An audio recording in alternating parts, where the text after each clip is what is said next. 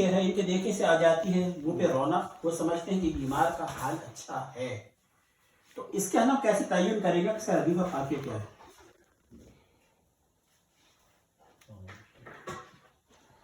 چلے ایک اور شعر ہے، اس میں اب قافیہ نظر نہیں آ رہا نا کوئی، ٹھیک ہے نا.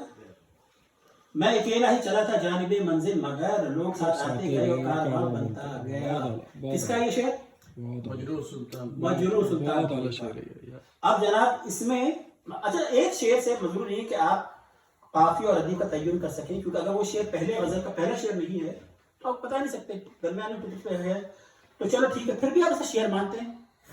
آپ کو یہ نہیں پتا کہ اس کی جو ہے مطلب کیا تھا، پہلا شعر کیا تھا غزل میں، نہ اس میں قافیہ ہے نہ کوئی ردیف ہے، پھر بھی پوری دنیا کہتی ہے یہ شعر ہے، بہتر شعر ہے.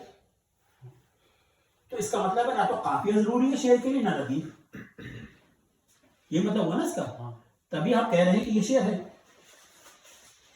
تو شعر کے اندر ایک اشعار کے اندر ایک صوتی ہم آہنگی ہوتی ہے ہر مصرے کے اندر. اس ہم آہنگی کو، ہم آہنگ کا مطلب ہے کہ سملیرٹی آف ریزن، اس ہم آہنگی کو ہم لوگ وزن کہتے ہیں.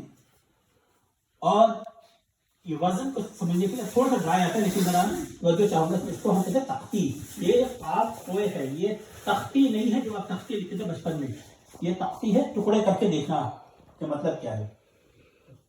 اور اس میں کیا کرتے ہیں کہ ہر لفظ کے ہم دو حصے کر دیتے ہیں، اس کو دو حصوں میں بانٹتے ہیں اردو کے اندر، کہ یا تو ہجے کوتا جسے کہتے ہیں بڑا ہے، اور ایک ہجے کوتا یعنی چھوٹا، اور ہجے بلند نہیں بڑا. تو اس کے اندر مطلب یہ ایک آواز بڑی نکل رہی ہے تو چھوٹی نکل رہی ہے. میں آپ کو بتاتا ہوں کچھ مثالوں سے. تو اگر ہم بڑی آواز کو 2 کا نمبر دیتے ہیں اور چھوٹی آواز کو 1 کا، ہمارا باقاعدہ سیکوینس آ جاتی ہے ہر مصرے کے اندر 1 اور 2 کی کیا سیکوینس ہے، اور وہ سیکوینس ریپیٹ ہوتی ہے پوری غزل میں، پوری نظم کے اندر وہی سیکوینس رہتی ہے، وہ سیکوینس کبھی چینج نہیں ہوگی. قافیہ اور ردیف بھی تبدیل ہو سکتے ہیں، آج کے جو ماڈرن شاعری ہے اس کے اندر ردیف بھی نہیں ہوتا، قافیہ بھی نہیں ہوتا، لیکن وزن ہوتا ہے.